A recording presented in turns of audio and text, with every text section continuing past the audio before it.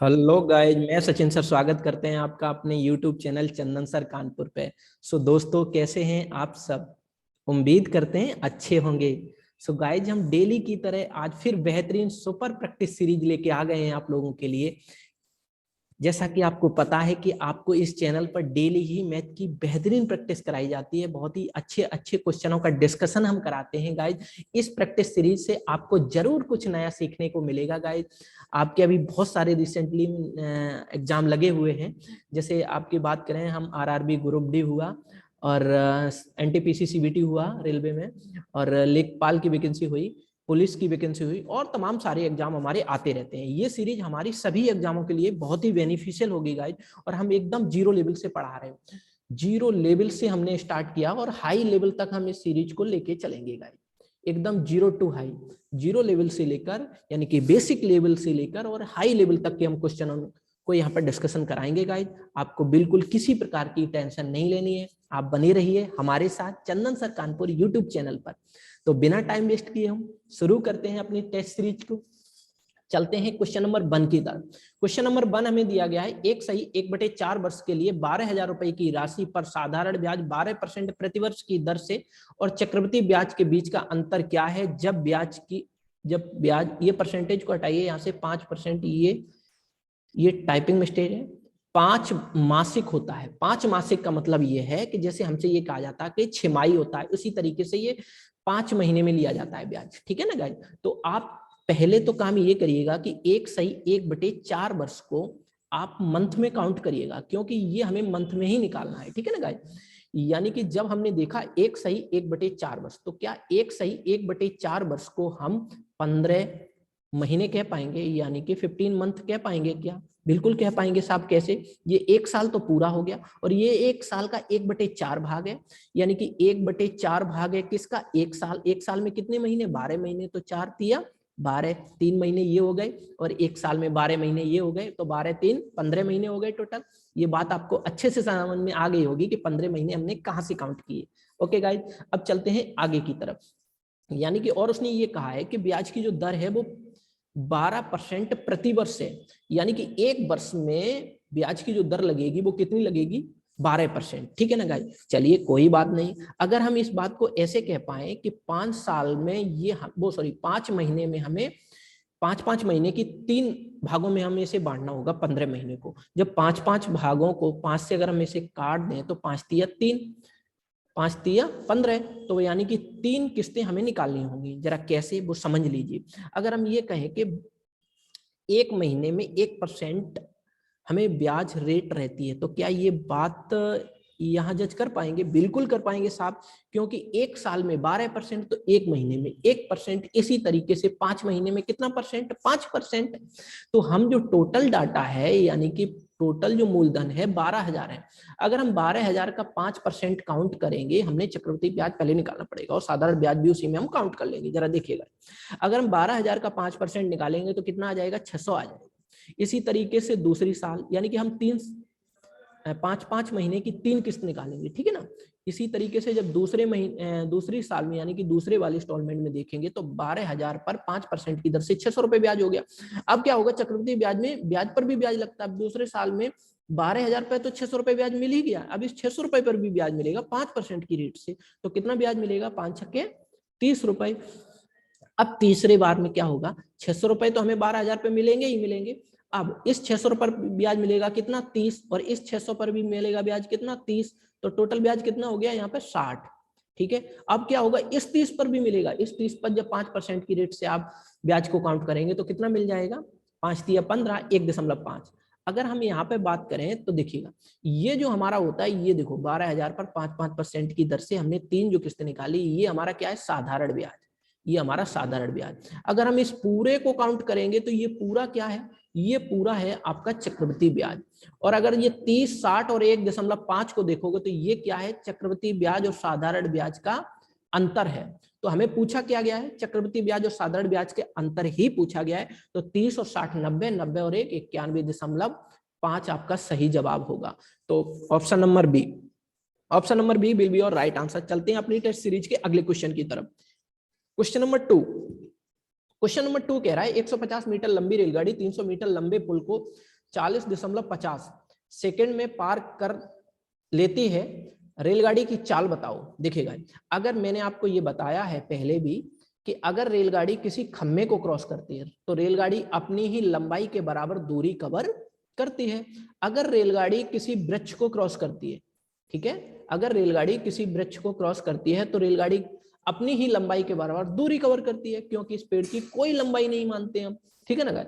इसी तरीके से अगर रेलगाड़ी किसी प्लेटफॉर्म को क्रॉस करती है, ठीक है, मान लीजिए कि ये रेलगाड़ी है और ये एक प्लेटफॉर्म है, ये क्या है, प्लेटफॉर्म है, तो अगर रेलगाड़ी प्लेटफॉर्म को क्रॉस करेगी तो रेलगाड़ी की लंबाई, रेलगाड़ी की जो लंबाई होगी प्लस इस प्लेटफॉर्म की लंबाई, प्लस इस प्लेटफॉर्म की लंबाई, इन दोनों को ऐड कर जब हम करेंगे तो वही हमारी दूरी बन जाएगी, ठीक है ना गाइस।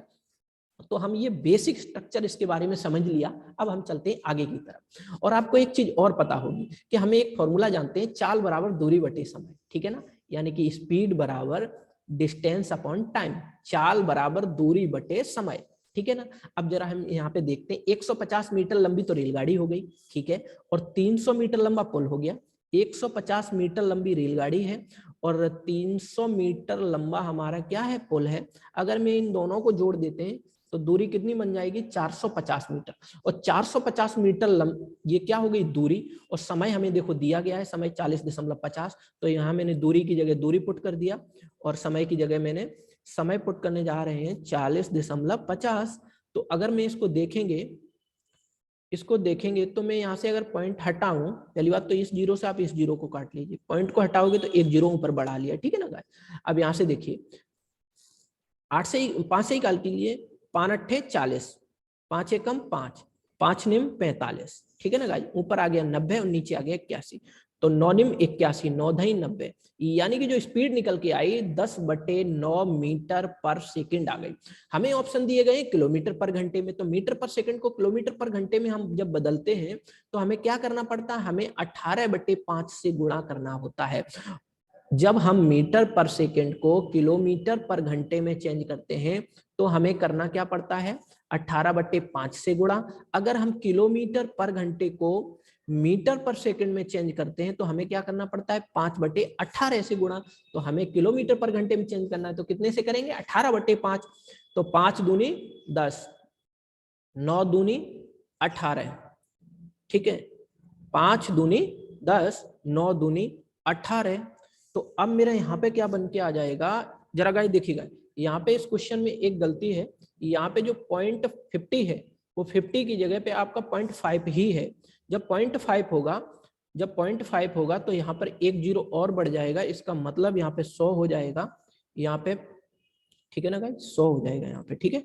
यहाँ पे 0.5 ही है, यहाँ पे जो 0.50 है ये नहीं होगा, इसलिए हमारा आंसर कितना बन जाएगा, 2 दूनी 4, 40 किलोमीटर पर घंटे बन जाएगा।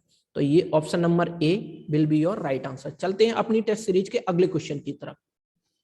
अगला क्वेश्चन हमें दिया गया है 126 रुपए प्रति किलोग्राम, 135 रुपए प्रति किलोग्राम, दो प्रकार की चाय, तीसरे प्रकार की चाय के साथ 1:2 के अनुपात, ये रेशियो होगा, वहां रेडियो लिख दिया उसने, अनुपात में मिलाया गया है। यदि इस प्रकार बने मिश्रण को 153 रुपए प्रति किलोग्राम से बेचा जाए तो तीसरे प्रकार की चाय का मूल्य प्रति किलोग्राम क्या होगा। वेरी सिंपल क्वेश्चन है। देखो भाई, ये दो प्रकार की चाय है, ये टी हमारी 1 है और ये हमारी T2 है, यानी कि एक प्रकार की चाय ये है, दूसरे प्रकार की चाय ये है, और इन दोनों ही चाय को हम क्या करते हैं, मिला देते हैं। इनके मिलाने से एक तीसरे प्रकार की चाय बन के आती है, ठीक है। और उस तीसरे प्रकार की जो चाय है उसका रेट हमें दिया गया है 153 रुपए प्रति किलोग्राम, 153 रुपए प्रति किलोग्राम, ठीक है। तो हमें ये बताना है कि तीसरे प्रकार की चाय का मूल्य प्रति किलोग्राम, नहीं, ये कहा गया बने मिश्रण को 153 रुपए प्रति किलोग्राम बेचा जाए। अगर मैं 153 रुपए प्रति किलोग्राम से बेचेंगे तो बताइए कि ये जो हमारे तीसरे प्रकार की चाय थी उसका प्रति किलोग्राम मूल्य क्या होगा। Very simple question. देखिएगा, हम मान लेते हैं हमें किस रेशियो में दिया है, 1:2, ठीक है। अब देखो, यानी कि हमने पहले प्रकार की चाय एक है, दूसरे प्रकार की एक है, और बनाने के बाद कितनी, और तीसरे प्रकार की कितनी है, 2। देखो अगर एक अनुपात को देखेंगे, मान लीजिए आपको 126 रुपए प्रति किलोग्राम मिलती है, तो एक यूनिट हमें 126 में मिल जाएगी। अब ठीक उसी प्रकार से 135 रुपए प्रति किलोग्राम दूसरी मिलती है, तो वो भी हमारी एक यूनिट है, वो भी हमें मिल गई एक यूनिट। अगर हम तीसरे प्रकार की चाय को देखेंगे, तीसरे प्रकार की, तो वो कितनी है, 2 यूनिट है, देखो यहाँ पे, ठीक है ना गाइस। तो हमने ये देखा कि 126 और 135 टोटल कितने रुपए हो गए, 126 और 135। जब मैं 126 और 135 को ऐड करेंगे तो हमारे यहाँ पे आ जाएगा 261, 126 135 261। अब ये 261 आ गया, ठीक है ना गाइस। अब आपको ये देखना है टोटल कितनी बन गई चाय, 2 और 2 4। इस चारों, ये 4 यूनिट जो बनी है उसको मैं किस रेट से बेच रहा हूँ, 153 रुपए प्रति किलोग्राम। तो यहाँ से टोटल पैसे कितने निकल के आ गए, यहाँ से जो निकल के आ गए बनी मिश्रण को मैं किस हिसाब से बेचते हैं, 153। तो मिश्रण कितना बन गया, 1 और 1 2 और 2 4, 4 यूनिट का मिश्रण हो गया। 153 रुपए के हिसाब से जब बेचेंगे तो कितने टोटल रुपए हो जाएंगे, 612। ये 612 रुपए में मेरी 4 यूनिट चली जाएगी, ठीक है ना। अब मेरे को पता है क्या गाइज, आपको पता है, आपको ये पता है जब 2 यूनिट की वैल्यू 261 आ रही है, ठीक है, और 4 यूनिट की वैल्यू 612 आ रही है, तो क्या मैं 612 से 261 जब घटा दें तो क्या इस 2 यूनिट की वैल्यू आ जाएगी, बिल्कुल आ जाएगी साहब। आपको पता चल गया कितना घटाने पर कितना आ जाएगा, 351 आ जाएगा। देखो 2 में से 1 गई 1, 11 में से 5 6 गई 5, और यहाँ 5 में से 2 गए 3, ठीक है। अब ये देखो, ये जो 351 रुपए आए हैं वो किसके आए हैं, 2 यूनिट के। तो आपको ये बताना है कि 1 यूनिट यानी कि प्रति किलोग्राम, आपसे यही पूछा गया है, चाय का प्रति किलोग्राम क्या होगा रेट। तो हम जब यहाँ 2 से भाग करेंगे तो 2 एकम 2, 2 सत्ते 14, 2 पंजे 10, 2 पंजे 10। देखिए 2 एकम 2, 2 सत्ते 14, 2 पंजे 10, 1 बचा, 2 पंजे 10, ठीक है। तो आपके पास 175.5 आ गया। Option number B, option number B will be your right answer. I hope ये क्वेश्चन बहुत ही अच्छे से क्लियर हुआ होगा आपको गाइस। चलते हैं हम नेक्स्ट क्वेश्चन की तरफ।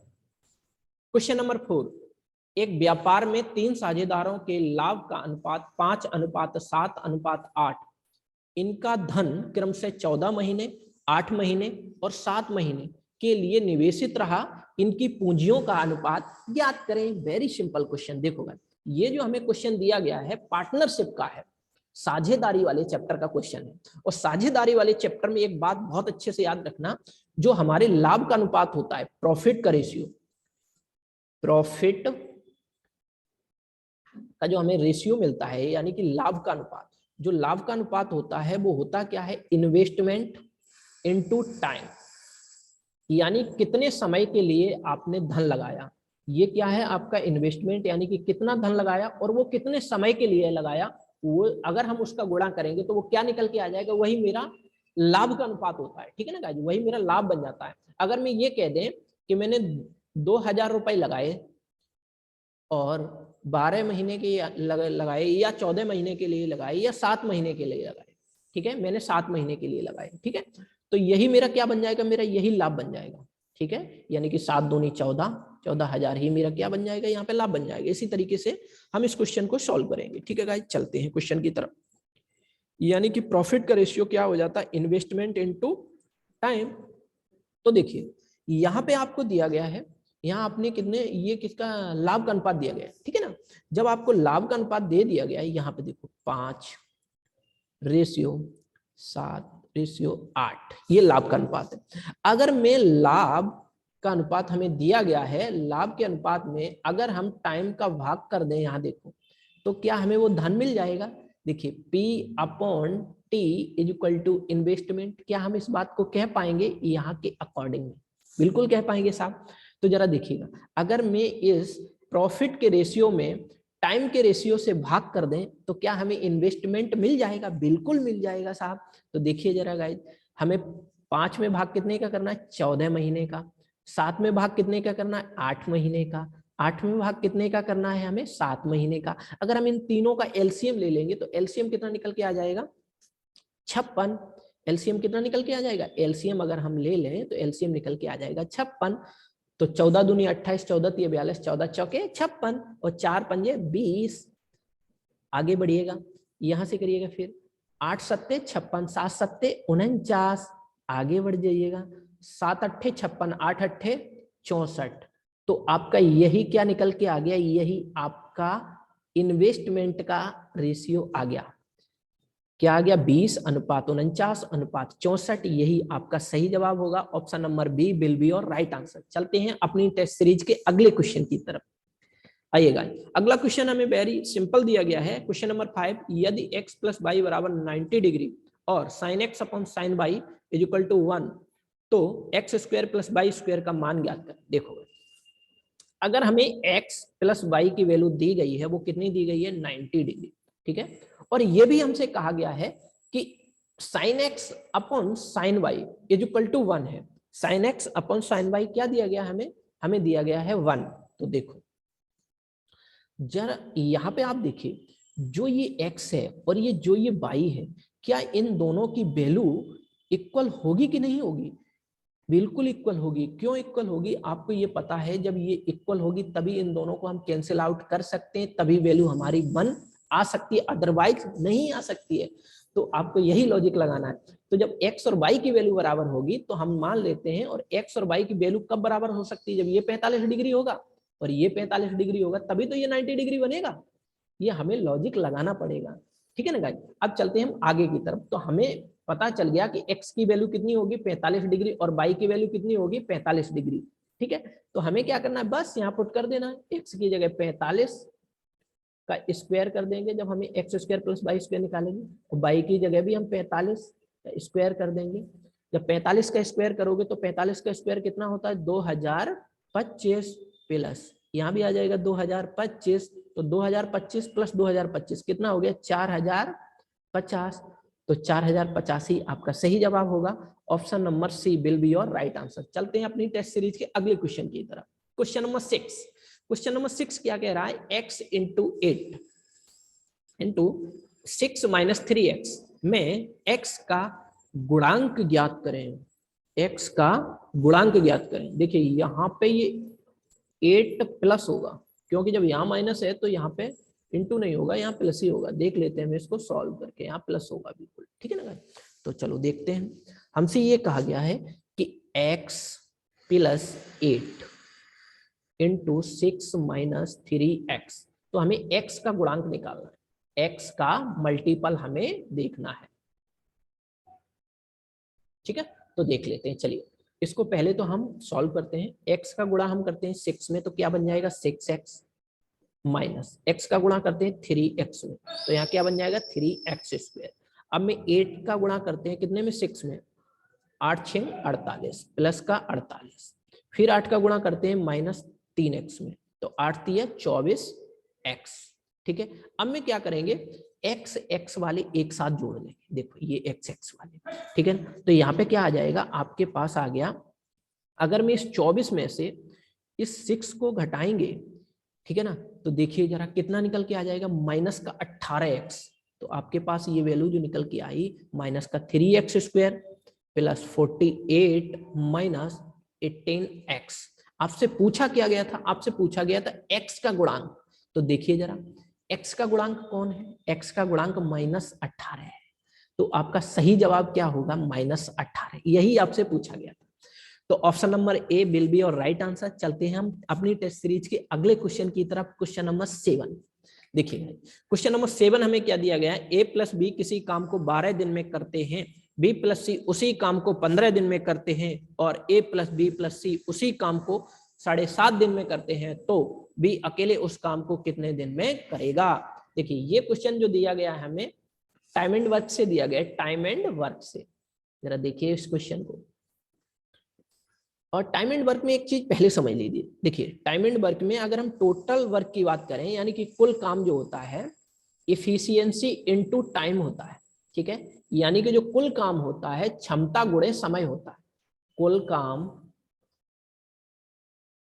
कुल कार्य बराबर क्षमता गुणे समय, ठीक है। यानी कि कितनी क्षमता है आपकी। मान लीजिए आपकी क्षमता 2 है, 2 ईंटों की उठाने की क्षमता है, आपकी क्षमता क्या है, 2 ईंट एक बार में उठाते हैं, यानी कि जैसे समय हमने दे दिया है आपको एक बार में, यानी कि 1 टाइम में।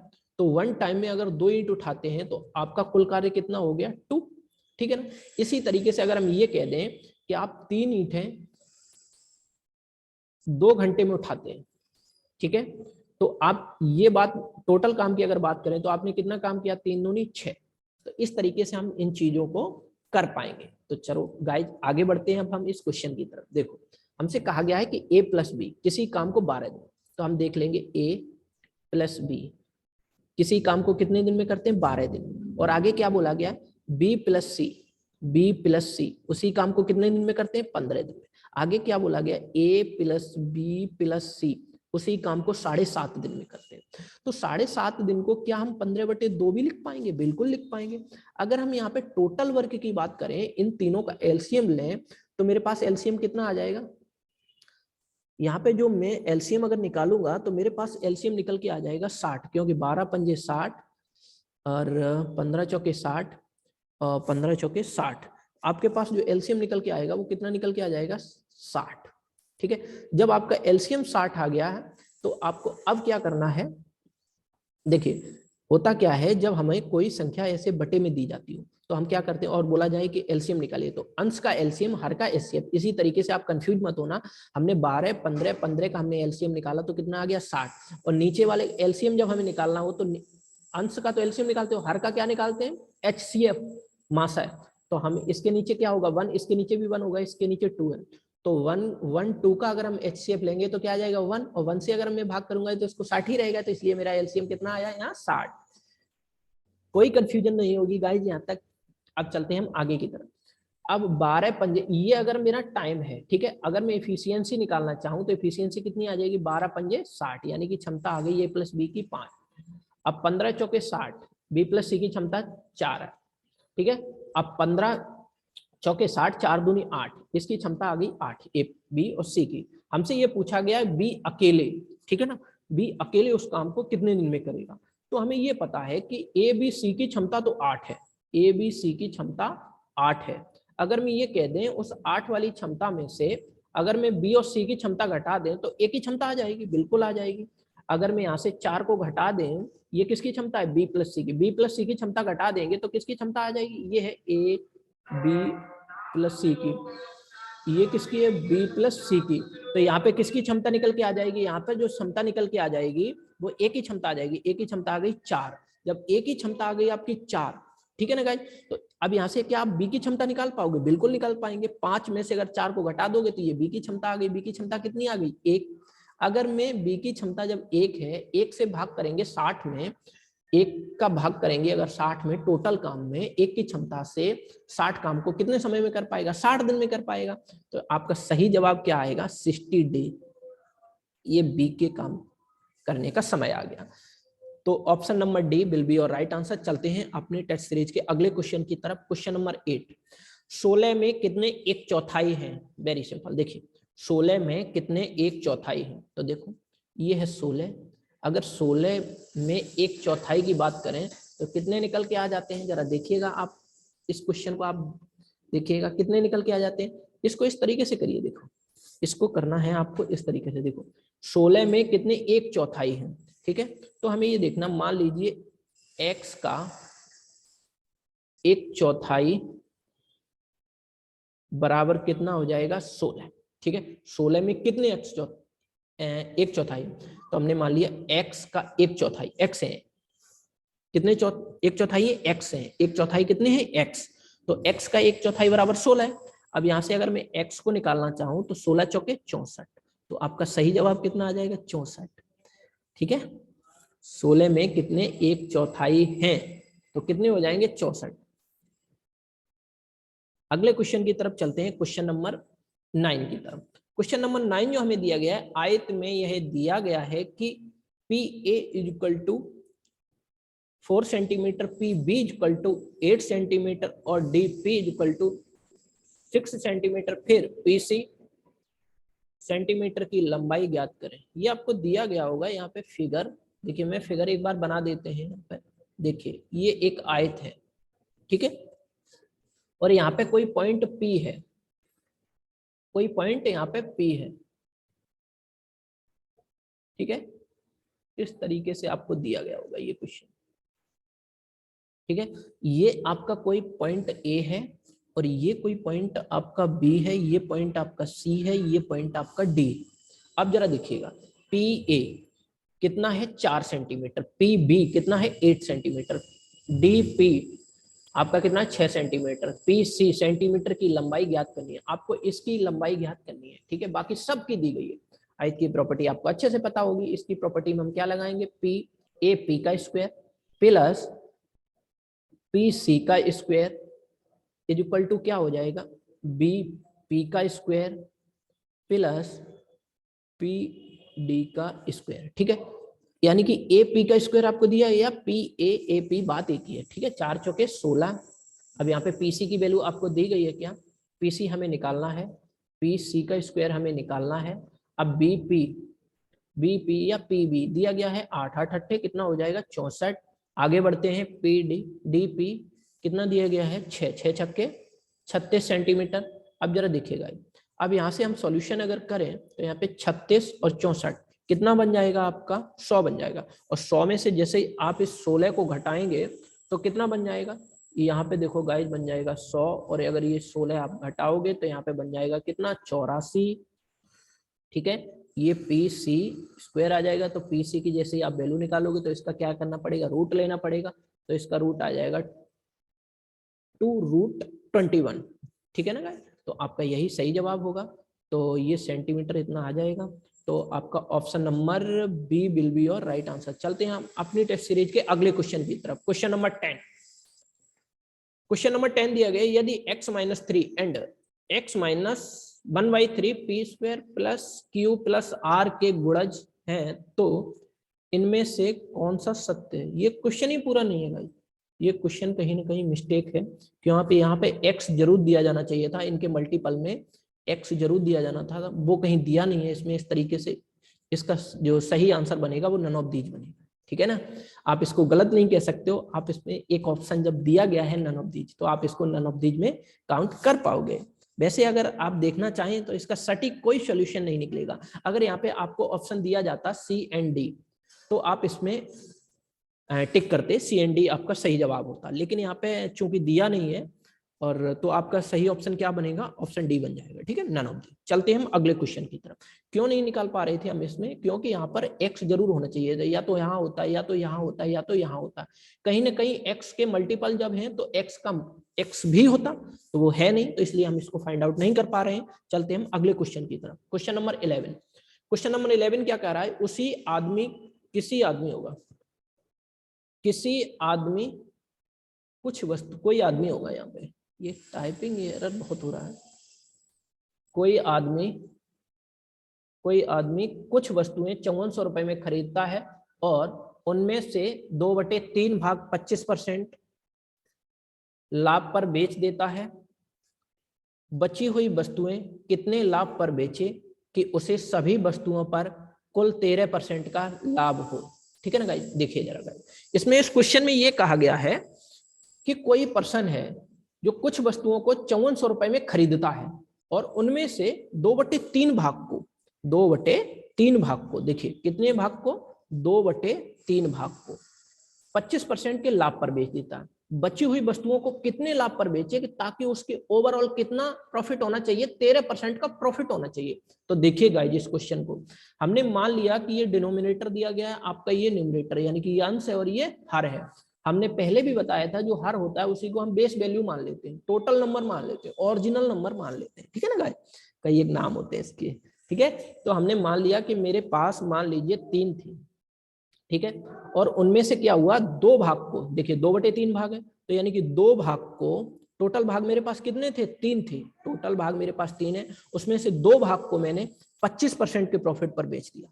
कितने परसेंट के प्रॉफिट पर बेचा, यानी कि 2 को ये 25% के जब प्रॉफिट पर बेचेगा तो यही 25 हो गया, यह नहीं होगा, 25 नहीं होगा, यहाँ पे भी 5 होगा। हम टाइपिंग में जल्दी से करेक्शन करवाते हैं, ये टाइपिंग एरर आज से आपको बिल्कुल नहीं मिलेगा, ठीक है ना। अब यहाँ पे 5% होगा बिल्कुल, तो यहाँ पे 5%, यानी कि 2 भाग को 5% के जब लाभ पर बेचता है तो टोटल कितना लाभ हो गया, उसको 10% का लाभ हो गया। अब बचा हुआ कितना भाग था, यानी कि टोटल जो पार्ट था, टोटल भाग था, टोटल पार्ट कितने हैं, 3। टोटल पार्ट जब 3 है और 2 भाग को उसने 5% के प्रॉफिट पर बेच दिया तो टोटल कितना हो गया, 10% का प्रॉफिट हो गया। अब बचे कितने भाग, 1 भाग। उस 1 भाग को कितने परसेंट के प्रॉफिट पर वो बेचे, यही तो पूछा गया, ताकि ओवरऑल उसको कितना प्रॉफिट होना चाहिए, उसे प्रॉफिट होना चाहिए 13% का। तो टोटल पर 13% का जब प्रॉफिट वो कमाएगा, यानी कि 3 पार्टों पर 13% का प्रॉफिट कमाएगा, तो 13 तिया 39, उसको टोटल प्रॉफिट कितना होना चाहिए, मेरे अकॉर्डिंग 39। तो जब 10 यहाँ हो गया तो यहाँ पे कितना आना चाहिए, 10 यहाँ हो गया, यहाँ पे कितना आना चाहिए, 29 आना चाहिए। और यहाँ 29 लाने के लिए मेरे को क्या करना पड़ेगा, यहाँ पे कितने से गुणा करना पड़ेगा, 29 से ही करना पड़ेगा। तो जब 29 से करना पड़ा तो हमारा सही जवाब यहाँ पे क्या बनेगा, ऑप्शन नंबर बी, 29% आपका सही जवाब होगा। Option number B will be your right answer. देखिए मैं फिर से एक बार इस क्वेश्चन को रिकैप करते हैं। कोई आदमी है, कुछ वस्तुएं 5400 रुपए में खरीदता है, उनमें से 2/3 भाग, कितने भाग को, 2/3 भाग, यानी कि 3 भाग में से 2 भाग को, ठीक है, 2 भाग को 5% लाभ पर बेचता है। जब 2 भाग को 5% लाभ पर बेचेगा तो टोटल कितना प्रॉफिट होगा, 10% का। अब बची हुई वस्तुओं को कितने लाभ पर बेचे, बची कितनी वस्तुएं, जब 3 टोटल वस्तुएं थी, 2 वस्तुएं निकल गई, कितनी वस्तुएं बची, 1 वस्तु। अब 1 वस्तु को कितने प्रॉफिट पर बेचे, ताकि उसे टोटल ओवरऑल तीनों वस्तुओं पर 13% का प्रॉफिट हो जाए। तो 13% का प्रॉफिट तीनों वस्तुओं पर होगा तो टोटल कितना हो जाएगा, 13 तिया 39। अब जब 10% हमने पहले ही निकाल लिया तो एक में हम कितने का गुणा करें ताकि यहाँ पे 29 आ जाए। आपको 29 कैसे पता चल गया साहब, क्योंकि मैंने 39 में से 10 को घटा दिया, जो बचा हुआ होगा वही तो पार्ट बचा है, तो हमने इसीलिए यहाँ पर 29 काउंट कर लिया। तो ऑप्शन नंबर बी आपका सही जवाब होगा। चलते हैं अगले क्वेश्चन की तरफ। Question number 12। क्वेश्चन नंबर 12 हमें दिया गया है कि cos square 1 degree plus cos square 3 degree, इस तरीके से चलते चले जा रहे हैं और cos स्क्वायर 90 डिग्री तक जा रहे हैं। इस क्वेश्चन को करने का बहुत ही आसान तरीका है, देखिएगा यहाँ हमें देखिए cos स्क्वायर 1 डिग्री दिया गया है, फिर हमें यहाँ पे दिया गया है cos स्क्वायर 3 डिग्री, यहाँ पे हमारे लिए 2 डिग्री गायब है। इसी तरीके से हम चलते चले जा रहे हैं और कहाँ तक जा रहे हैं, cos स्क्वायर 90 डिग्री तक। जब हम 90 डिग्री तक जा रहे हैं तो हमें ये बताइए टोटल कितने फंक्शन वहां तक मिलेंगे। देखिए इस तरीके से जब 90 तक जाएंगे, 1 3 5, इस तरीके से अगर हम चलते चले जाएं 90 तक तो कितने पार्ट हुए, 45।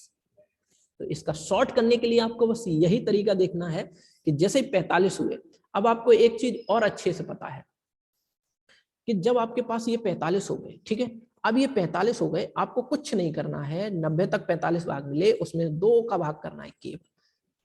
तो यहाँ पे कितना आ जाएगा, 22.5। तो आपका 22.5 ही सही जवाब होगा। Option number A will be your right answer. चलते हैं क्वेश्चन नंबर 13 की तरफ। 13 में क्या दिया गया है, 6q इंटू 3 की पावर 14 इंटू 11 की पावर 7 इंटू 65 की पावर 5, और कहा क्या गया है, मैं अभाज्य गुणनखंडों की संख्या ज्ञात करें। Very simple question. देखिएगा इस क्वेश्चन को हम कैसे करेंगे, इसका एक तरीका और है, उससे करिएगा आप। देखिए अगर मैं यहाँ पे देखना चाहूँ 6 का क्यूब इंटू 3 का पावर 14 इंटू 11 की पावर 7 इंटू 65 की पावर 5, ठीक है, 65 की पावर 5। अब जरा इसको देखिएगा आप। अब जैसे ही मैं इसको देखेंगे तो मैंने क्या देखा, इसके 6 के अभी और गुणनखंड हो सकते हैं। क्या क्या हो सकते हैं, अभाज्य देखिएगा, 2 गुणे 3, अभाज्य गुणनखंड 2 ही गुणे 3 तो हो रहे हैं ना, तो 2 किसी से कटेगा ना 3 किसी से कटेगा, तो ये अभाज्य है इसका मतलब। अब जरा देखिए जब 6 की पावर 3 था तो यहाँ 2 की पावर भी 3 आएगा और 3 की पावर भी 3 आएगा। अब हम देखते हैं 3 का और कोई मल्टीपल कोई नहीं, तो 3 की पावर 14 लिख लो इंटू 11 का और कोई नहीं है, बिल्कुल 13 पंजे 65, यानी कि इसके 2 हो सकते हैं। एक तो हो सकता है आपका 5, तो 5 की पावर 5, 13 पंजे 65 हुआ, तो यहाँ पे 13 की पावर 5, ये भी 13 भी अभाज्य, 5 भी अभाज्य, 11 भी अभाज्य, 3 भी अभाज्य, 3 भी अभाज्य, यहाँ 2 भी अभाज्य, सारे अभाज्य आ गए। अब मेरे को करना क्या है, अभाज्य गुणनखंडों की संख्या ज्ञात करनी है। तो संख्या कितनी हो जाएगी, 3 3 6 और 14 कितना हो गया, 20 और 7 कितना हो गया, 27, 27 और 10 कितना हो गया, 37। तो आपके अभाज्य गुणनखंडों की संख्या कितनी आ गई, 37। तो option number D, none of these, option number D will be your right answer. अभाज्य गुणनखंडों की संख्या कितनी आ गई, 37 आ गई। ठीक है, चलते हैं अगले क्वेश्चन की तरफ। आइएगा क्वेश्चन नंबर 14 में कहा जा रहा है यदि अल्फा एंड बीटा समीकरण 4x² + 3x + 7 = 0 के मूल हैं तो 1/α + 1/बीटा का मान ज्ञात करें। आपको अच्छे से पता होगा मूलों का गुणनफल और मूलों का योग, जो आपने बहुत पहले क्लासों में पढ़ा होगा। देखिए अल्फा बीटा दो हमारे मूल हैं। अगर हम किसी समीकरण के मूलों का योग निकालते हैं, मूलों का योग यानी कि अल्फा प्लस बीटा, जो मूलों का योग होता है हमारा वो क्या होता है -b/a। क्या होता है -b/a। ये क्या है मूलों का योगफल, और मूलों का जो गुणनफल होता है अल्फा बीटा वो क्या होता है c/a। मूलों का योगफल -b/a और मूलों का गुणनफल c/a। देखिए ऐसे ax² + bx प्लस वो b/, प्लस cz = 0। तो ये ax² यानी कि b है तो -b/a, ये वाला, ठीक है। इसी तरीके से हम इसको काउंट कर पाते हैं, ठीक है। तो हम जरा देखते हैं यहाँ से हमें पूछा क्या गया है, हमसे ये निकालने को कहा गया है 1/α + 1/बीटा का मान हमें ज्ञात करके बताइए। तो हम कैसे करेंगे जरा देखिएगा, 1/α + 1/बीटा, इसी की तो वैल्यू हमें निकालनी है। तो हम जरा क्या करेंगे, इन दोनों का एलसीएम ले लेंगे। एलसीएम कितना आ जाएगा अल्फा बीटा, अल्फा का भाग करेंगे तो यहाँ क्या बचेगा बीटा, और बीटा का भाग करेंगे तो यहाँ क्या बचेगा अल्फा। और अल्फा बीटा की वैल्यू आपको पता है, अल्फा प्लस बीटा की वैल्यू कितनी है। अब -b/a, तो -b/a तो -b यहाँ पे क्या आ जाएगा a ये b ये c ये, तो b कितना आ जाएगा -3/, यहाँ पे कितना आ जाएगा 4। अब जरा यहाँ से देख लीजिए इसको, अल्फा इंटू बीटा, अल्फा कितना है c, अल्फा इंटू बीटा कितना हो जाएगा c/a। मूलों का गुणनफल क्या हो जाएगा c/a। c कितना है 7, a कितना है 4, तो 7/4 आ जाएगा यहाँ से। तो बस हमें वही वैल्यू यहाँ पे पुट कर देनी है। जैसे मैं पुट करूंगा तो मैं पुट करूंगा -3/4 7/4। तो हम क्या करेंगे, इस 4 से ये 4 कैंसिल आउट कर लेंगे, तो मेरे पास सही जवाब कितना आ जाएगा -3/7, और -3/7 ही आपका करेक्ट जवाब होगा। Option number A will be our right answer. चलते हैं अपनी टेस्ट सीरीज के अगले क्वेश्चन की तरफ, क्वेश्चन नंबर 15। क्वेश्चन नंबर 15 क्या कह रहा है कि एक बंदर एक खम्मा को 21 मीटर ऊंचा है, एक बंदर एक खम्मे जो 21 मीटर ऊंचा है पर 1 मिनट में 6 मीटर चढ़ता है तथा अगले मिनट में 3 मीटर फिसल जाता है, तो बंदर को खम्मे की चोटी पर पहुंचने में लगा समय ज्ञात करिए। देखिए ये एक खम्मा है, ये एक खम्मा है और इस खम्मे पे एक बंदर चढ़ रहा है, ठीक है। ये एक बंदर है, ये बंदर ऊपर चढ़ता है इस खम्मे पे, ठीक है ना। ये जो खम्मा है वो 21 मीटर लंबा है। कितने मीटर लंबा है 21 मीटर लंबा है। ये 1 मिनट में 6 मीटर चढ़ जाता है, 6 मीटर चढ़ जाता है। कितने में 1 मिनट में, 1 मिनट में ये कितना चढ़ जाता है 6 मीटर चढ़ जाता है। और जैसे ही अगला मिनट लगता है वैसे ये 3 मीटर नीचे आ जाता है। तो फाइनली अगर मैं बात करें कि 2 मिनट में ये कितना चढ़ा, देखो 1 मिनट में 6 चढ़ा, दूसरे मिनट में 3 नीचे आया, तो यानी कि 2 मिनट का जो डाटा निकल के आया 2 मिनट में कितना फाइनली ये चढ़ा, तो 2 मिनट में जब फाइनली चढ़ा तो ये 3 मीटर चढ़ा। 2 मिनट में कितना चढ़ा 3 मीटर। जब 2 मिनट में 3 मीटर चढ़ा तो हमें ये देखना है कि इसी तरीके से 3-3 मीटर के कितने स्टेप बन जाएंगे, 3 सत्ते 21। लेकिन हमें ये नहीं देखना 3 सत्ते 21, हमें ये देखना है कि 2 मिनट में 3 मीटर चढ़ता है, ठीक है ना गाइस। जब 2 मिनट में 3 मीटर चढ़ता है तो अगर मैं यहां से एक चीज और देख लीजिए, देखिए आपको क्या करना है, इस क्वेश्चन को करने से पहले ये देखना है कि एक बार में कितना चढ़ता है। 6 मीटर चढ़ता है 1 मिनट में, तो आपको सबसे पहले इस क्वेश्चन में 6 माइनस कर देना है, क्योंकि जब वो लास्ट मिनट में जैसे ही चढ़ेगा लास्ट मिनट में, तो यहाँ चोटी पे जाके बैठ जाएगा, फिर तो वो नीचे आएगा ही नहीं। तो यानी कि जो लास्ट उसकी छलांग होगी वो एकदम 1 मिनट में 6 मीटर की होगी। जो 1 मिनट में 6 मीटर की जो छलांग होगी वो वहां पॉइंट, लास्ट पॉइंट तक पहुंच जाएगा, यानी कि अपने फाइनल पॉइंट पे पहुंच जाएगा और इस खम्मे पे जाके बैठ जाएगा, फिर तो नीचे फिसलेगा नहीं अगली मिनट में। तो इसलिए हम यहाँ से पहले ही डायरेक्टली 6 को कम कर लेते हैं। तो कितना बचा है यहाँ से, मेरे पास बच गया 15, ठीक है ना। तो यहाँ पे मेरे को ये करना है 15 मीटर की टोटल दूरी उसे कवर करनी है। तो 3 पंजे 15, ठीक है। जब यहाँ 3 से 15 बनाने के लिए हमें क्या करना पड़ा, 5 से गुणा करना पड़ा। इसी तरीके से हमें यहाँ पे समय में भी करना पड़ेगा 5 से गुणा, 5 दूनी 10, ठीक है। यहाँ 10 मिनट हो गया। अब आपको एक बात और पता है, 10 मिनट तो इसने 15 मीटर की दूरी कवर कर पाई 10 मिनट में, और जो लास्ट मिनट था उसमें तो नीचे फिसल के ही नहीं आया, तो वो भी मिनट ऐड होगा यहाँ पे। तो कितना मिनट टोटल बन जाएगा यहाँ पे, 11 मिनट आपका सही जवाब बन जाएगा। तो option number C will be your right answer. I hope आज के सारे क्वेश्चन आपको बहुत ही अच्छे लगे होंगे। हमारे सारे क्वेश्चन हो जाते हैं यहाँ तक आज की टेस्ट सीरीज के। तो गाइज आपको ये टेस्ट सीरीज कैसी लगी हमें कमेंट करके जरूर बताइए, और इस अगर वीडियो अच्छा लगा हो तो हमारे वीडियो को लाइक करें, ज्यादा से ज्यादा अपने दोस्तों के साथ शेयर करें, और सब्सक्राइब करना ना भूलें, ठीक है ना गाइज। इसी तरीके से हम आपके लिए अच्छे से अच्छे क्वेश्चनों का डिस्कशन लाते रहेंगे, डेली प्रैक्टिस कराते रहेंगे गाइज। आप हमारे साथ बने रहिए चंदन सर कानपुर यूट्यूब चैनल पर, अपने दोस्तों के साथ ज्यादा से ज्यादा शेयर करिए गाइज, और इसी तरीके से आपको हम यहाँ पे प्रैक्टिस कराते रहेंगे। तो ठीक है, आज के लिए इतना ही रखते हैं। All the best, love you all, खूब पढ़ें, मन लगा के पढ़ें।